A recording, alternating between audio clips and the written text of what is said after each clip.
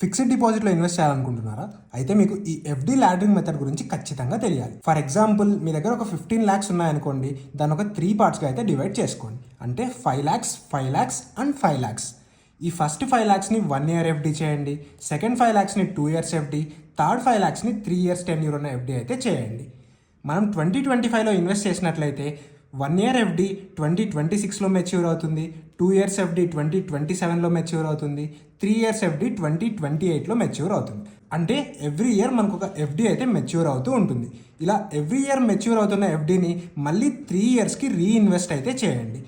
ఇలా ప్రతి ఎఫ్డిని 3 yearsకి రీఇన్వెస్ట్ చేసినట్లయితే మనకు మళ్ళీ ఎవ్రీ ఇయర్ ఒక ఎఫ్డి అయితే మెచ్యూర్ అవుతూ ఉంటుంది. సో ఇలా చేయడం ద్వారా ఎవ్రీ ఇయర్ ఒక ఎఫ్డి మెచ్యూర్ అవుతూ ఉంటుంది. కాబట్టి మనకి ఏదైనా మనీ అవసరమైనప్పుడు ఎఫ్డిని బ్రేక్ చేయకుండా ఇలా మెచ్యూర్ అయ్యి వచ్చిన ఎఫ్డిలో నుంచి అమౌంట్ అయితే వాడుకోవచ్చు. అండ్ మీరు ఇన్వెస్ట్ చేస్తున్న బ్యాంక్లో కాకుండా వేరే అదర్ బ్యాంక్స్లో ఎక్కువ ఇంట్రెస్ట్ రేట్ని ఆఫర్ చేస్తున్నట్లయితే ఇలా మెచ్యూర్ అవుతూ వస్తున్న ఎఫ్డిలో నుంచి అమౌంట్ తీసుకొని ఆ బ్యాంక్స్లో అయితే ఇన్వెస్ట్ చేసుకోవచ్చు. And most of the banks 2 to 3 years ఎఫ్డికి ఎక్కువ ఇంట్రెస్ట్ రేట్ కూడా ఆఫర్ చేస్తూ ఉంటాయి. సో ఇలాంటి మరింత ఇంట్రెస్టింగ్ ఫైనాన్స్ కంటెంట్ తెలుసుకోవాలంటే మన యూ ఆన్ యువర్ ఫైనాన్స్ అయితే ఫాలో అవ్వండి.